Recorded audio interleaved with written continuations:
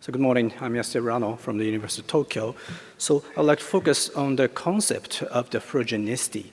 So as a chemist, I would like to show you the concept of the fluorogenicity, but my goal is not to develop the new types of the fluorophores. Fluorophore is fluorophore, which emits the constant fluorescent when irradiation of the excitation light. But fluorogenic probe, business plate. Okay, so the fluorogenic probe itself is not fluorescent, but it turned to be highly fluorescent after recognizing somewhat the target, special analytes in living cells. So if we can develop these types of fluorogenic probes for the cancer cells, we can visualize the cancer tumor site very clearly, and we can make the tumor site very brightly by using these types of the fluorogenic probes.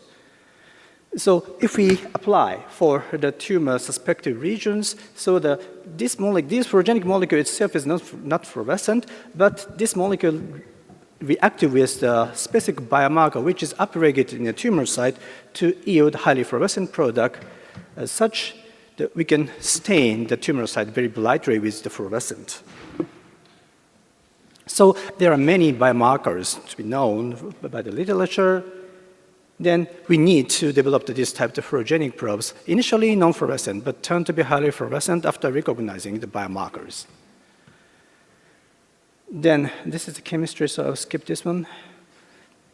But just shortly say that we have developed these types of the novel fluorogenicity genetic scaffold. This molecule itself is highly fluorescent in pH 0.4, but if we amidite with this one amino group with this kind of amida bond, this molecule loses its color and fluorescent.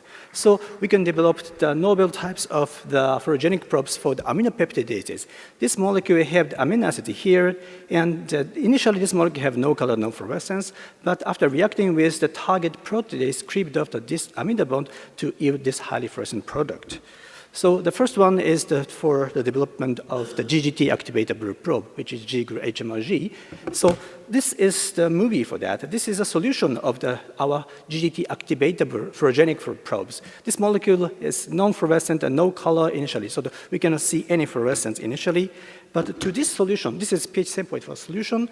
If we add the GGT enzymes, as you can see here, the big fluorescence increase could be observed, which means that we can visualize the GGT activity inside the living cells by applying these probes.